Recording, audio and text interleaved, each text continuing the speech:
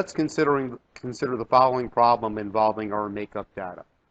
Okay, we want to find out how many units were sold for at least $3.20.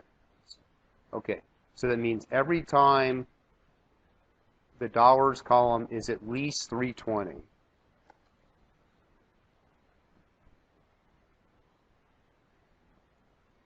we want to add up the units column. It's going to be a D sum, but nothing we've done so far prepares us for this. Okay, so this is going to be involving what's called a computed criteria. So you want to figure out, basically, if the average price was $3.20, you want to count that row. Okay, now how do you figure out the average price? Or so how do you figure out for each row? The average price for the units is going to be dollars divided by units.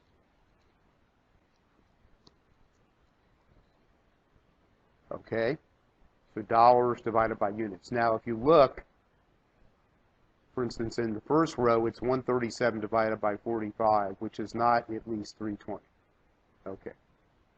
But in the row 11, 2580 divided by 8 is at least 320. So you'd want to count row 11.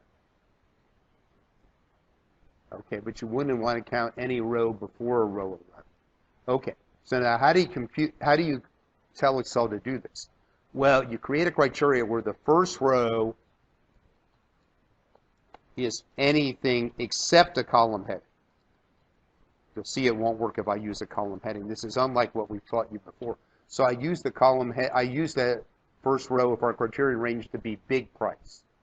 And then what you do is you put in a formula that would basically, when copied down the column and it's true, would flag the rows you want included in your computation.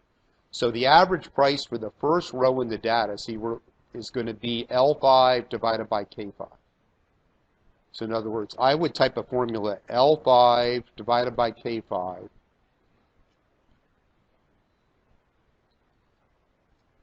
greater than or equal to 3.2. Now that says false because it is absolutely false. Okay. Now, a matter of fact, let's put that formula over here. Well, we can insert a blank column. Let's insert a couple of blank columns to show you what's going on. Okay. So if I would put that formula equals L5 divided by K5 greater than or equal to 3.2, and I drag that down, it's going to be mostly falses, but there is a true. So in other words, in that row 11.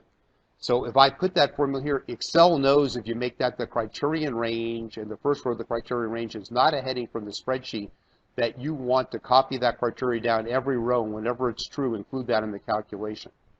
Okay, so now I would do a D sum. The range is data. The column for units, I guess, was the fourth column, and this would be our criteria range. And I get 1127. And that works out fine. Okay? Now so this is units sold greater than or equal to 3.20. Now if I ask you how many units of lipstick were sold for at least that price,